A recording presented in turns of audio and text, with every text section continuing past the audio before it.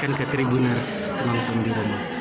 Selamat malam Dek. Jadi kami dari Coffee 3 hari ke depan kami membuat program Tori Coffee Music Week ya, dengan menampilkan seniman-seniman lokal dari Toraja dan daerah tetangga dari Toraja seperti Palopo, yang mana tujuannya ini ya, kami mau memperkuat perekonomian ya, dan kearifan lokal budaya kita setelah pandemi, pasca pandemi ya, yang mana banyak pelaku-pelaku usaha maupun ekonomi kreatif mereka terdampak dari efek pandemi ini ya. Jadi semoga dengan adanya event-event atau program seperti ini bisa mengembalikan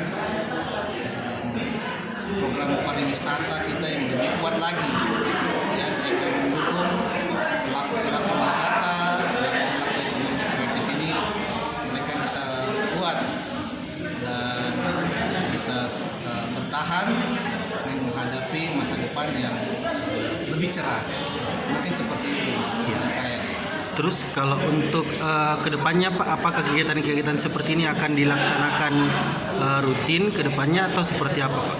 Jadi event ini menjadi tonggak ya, kita melihat ke depan bagaimana capaian kita melewati pasca pandemi ini, sehingga melalui event ini semoga kita bisa melihat potensi Toraja yang sangat besar, dan mungkin kita bisa rutin setiap bulan kita adakan.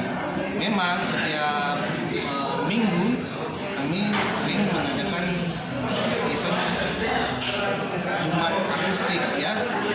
Jadi setiap Jumat malam kami mengadakan Jumat akustik itu dengan menampilkan seniman-seniman lokal Toraja. Jadi ini kita coba mengembangkan lagi yang lebih besar dengan 3 hari ya, dengan menggunakan